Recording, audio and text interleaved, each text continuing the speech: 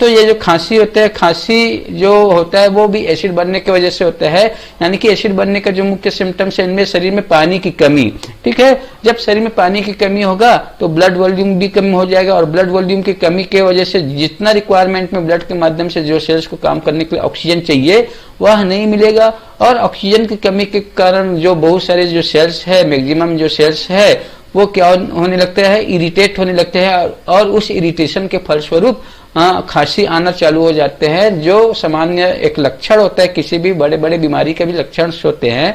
और ये बीमारी तो एसिडोसिस का है, मगर खांसी एक लक्षण है, तो उस लक्षण को आप लोग बीमारी न समझें। तो खांसी कई सारे अलग अलग फैक्टर की वजह से आ जाते हैं, कई अलग अलग कारण की वजह से आ जाते हैं। तो खांसी कोई बीमारी ना होकर के एक लक्षण है, जिससे सामान्य तौर पर ज्यादातर लोगों में देखा जाता है, मौसम क्लाइमेट होता है तो भी खांसी हो जाते हैं, ठीक है। तो इसके वजह से हमारे श्वास नली है, गले के एरिया है, लंग्स में इरिटेशन महसूस होने से अचानक रिफ्लेक्स एक्शन के रूप में खांसी आ जाते हैं। तो आइए चलते हैं, जो खांसी होते हैं उनमें क्या होता है, बार बार खांसने से गले में एक प्रकार से इरिटेशन के साथ साथ दर्द उत्पन्न हो जाते हैं, और कभी कभी श्वास भी फूलना चालू हो जाते हैं, और ज्यादा खांसने से हमारे पेट में, इंटेस्टाइन में जर्क लगता है, धक्का लगता है। तो ऐसे कई सारे ऐसे सिम्टम्स दिखाई देते हैं। तो खांसी होने के जो प्रमुख कारण हैं हमारे शरीर में वो कौन कौन सा है, आइए जानते हैं। तो दोस्तों खांसी होने का सबसे पहला जो कारण है सर्दी जुकाम। अगर किसी के शरीर में अगर सर्दी जुकाम होता है, या जो धूल है वो श्वास नली में चला जाता है, तो भी खांसी होने के कारण होता है। इनके अलावा जो व्यक्ति ज्यादातर व्यायाम करते हैं तो शरीर से पसीना के रूप में पानी ज्यादा मात्रा में निकल जाता है, जिसकी वजह से ब्लड के एसिड बढ़ने से खांसी आ जाते हैं, तो ये भी एक कारण है। इनके अलावा जो व्यक्ति ज्यादातर ड्राई फ्रूट खाते हैं, ज्यादातर सूखा पदार्थ खाते हैं, तो ऐसे शरीर ऐसे पदार्थ जो है हमारे शरीर के जो पानी को क्या करता है, एब्जॉर्ब कर लेते हैं, जिनकी वजह से शरीर के जो सेल्स को पानी मिलना चाहिए उचित मात्रा में, उनमें कमी आ जाती है। ब्लड में पानी की कमी हो जाने से एसिड बढ़ जाते हैं, तो ऐसे कंडीशन में खांसी आ जाते हैं। इनके अलावा मल मूत्र को शरीर में रोक करके ज्यादा समय तक रखने से भी खांसी आ जाते हैं। अगर मल मूत्र को अगर संडास से अगर प्रेशर आ रहा है मोशन के लिए, अगर आपने प्रेशर नहीं किए तो ये जो सड़ा हुआ जो स्टूल है वो सड़ करके ज्यादा मात्रा में गैस बनाएगा, और जितना ज्यादा गैस बनाएगा उतना ही इंटेस्टाइन को, एब्डोमेन को, और ऊपर के जितना भी अपर लिम्ब है उनको गैस जो है ब्लॉक करता जाएगा, जिनकी वजह से सफोकेशन के रूप में दम घुटना चालू हो जाएगा, और ये जो गैस है मुंह के रास्ते भी निकलेगा, जिनकी वजह से गले में इरिटेशन होगा, जो खांसी के रूप में भी हो जाता है। इनके अलावा जिन लोगों को श्वास की बीमारी है, जिसे अस्थमा कहते हैं, अस्थमा के रोगियों में भी खांसी बार बार आता है, क्योंकि अस्थमा के पेशेंट में जो श्वास नली होते हैं ना वो सकरा हो जाते हैं, वो सिकुड़ करके उनके जो अंदर का जो रास्ता है ना वो कम हो जाता है, नैरो हो जाता है, जिसकी वजह से सांस लेने में, सांस छोड़ने में तकलीफ होता है। और अचानक की जब शरीर को ज्यादा ऑक्सीजन की जरूरत पड़ता है तो ऑक्सीजन लेने के बाद जब उनको कार्बन डाइऑक्साइड को बाहर निकालना होता है तो वो खांसी के रूप में बाहर आ जाते हैं, रिफ्लेक्ट के रूप में। इसी प्रकार निमोनिया में भी लंग्स का जो सेल्स होता है वो डिस्टर्ब हो जाता है, जो कार्बन डाइऑक्साइड को बाहर निकालने में जितना मेहनत करना पड़ता है उसी मेहनत के फलस्वरूप ही खांसी आ जाते हैं।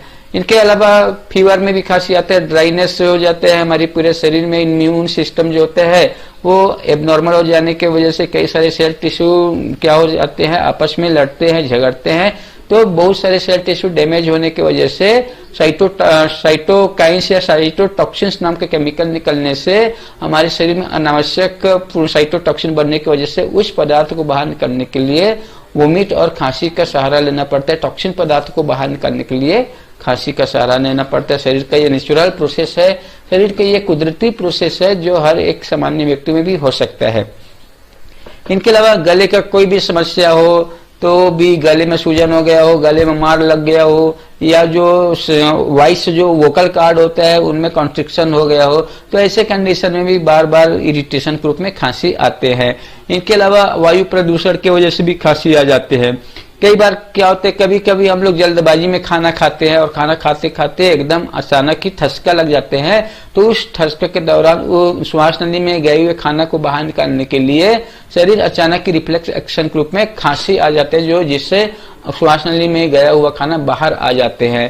ठीक है, तो ऐसे बहुत सारे फैक्टर्स है। इनके अलावा कई बार क्या होता है, कान साफ करते समय जो गले और कान के बीच में यूस्टेशियन नली होते हैं, ठीक है, तो उनमें उनके अंदर अगर कोई कचरा चला जाता है, मैल चला जाता है, तो भी क्या हो जाता है, कान में तो दर्द होता ही है, मगर बार बार कान को खुरचने से उनका जो रिफ्लेक्ट है गले में आता है, जो खांसी आने के कारण होते हैं। ठीक, इनके अलावा कई लोग खाने ऐसा खाना खाते हैं, बार बार खाना खाते हैं और खाने में तीखा ज्यादा खाते हैं, तो तीखा खाने के दौरान भी कई लोगों को रिफ्लेक्स एक्शन के रूप में खांसी आ जाते हैं। तो ऐसे बहुत सारे कारण है खांसी आने के, मगर आप लोग ध्यान देना, कई बार आप लोग पानी भी पीते हो, पानी जल्दबाजी में पीते हो तो खाना जो पानी जो है श्वास नलिका में चले जाते हैं, तो उस पानी को बाहर फेंकने के लिए भी खांसी आ जाते हैं। तो इस प्रकार से खांसी आने के बहुत सारे कारण है। अगर किसी भी व्यक्ति को अगर खांसी आते हैं तो उनके क्या क्या लक्षण हो सकते हैं। तो दोस्तों, अगर किसी को अगर खांसी आते हैं तो खांसी का जो रूप होता है वो 3 प्रकार के होता है।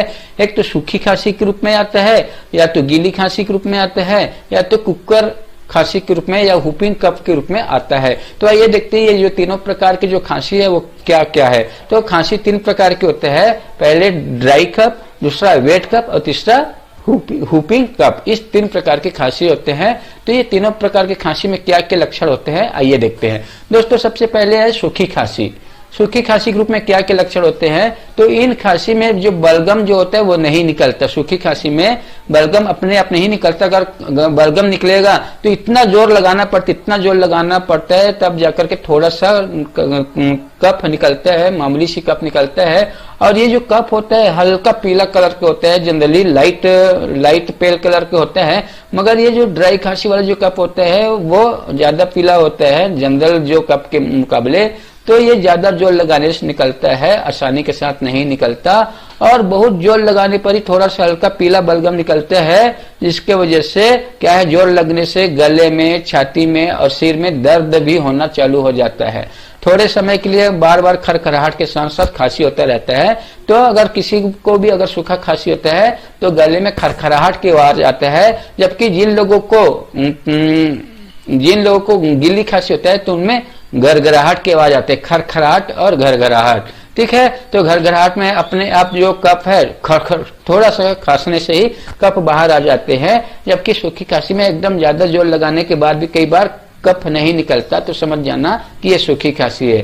तो दोस्तों, तो आप समझ गए होंगे कि सूखी खांसी और गीली खांसी में कितना डिफरेंस होते हैं। तो गीली खांसी में पानी तत्व ज्यादा होता है और सूखी खांसी में पानी तत्व कम होते हैं। सूखी खांसी में हमारे शरीर में ब्लड में एसिड ज्यादा बढ़ा रहता है, जबकि गीली खांसी में पानी तत्व ज्यादा होने की वजह से म्यूकस ज्यादा जनरेट होता है तो कफ की वजह, एसिड बनने की वजह से है, क्योंकि एसिड बनने की वजह से जो म्यूकस मेम्ब्रेन है लूज हो जाता है, और लूज होने की वजह से, नरम होने की वजह से कफ ज्यादा बनाता है, जिसकी वजह से गीली खांसी भी होता है, जो ब्लड में एसिड बनने की वजह से होता है। तो आइए देखते हैं कि ऐसा बलगम जो होता है, बलगम वाला खांसी जिसे हम लोग को वेट कफ भी बोला जाता है, ठीक है, तो उनका क्या क्या लक्षण है।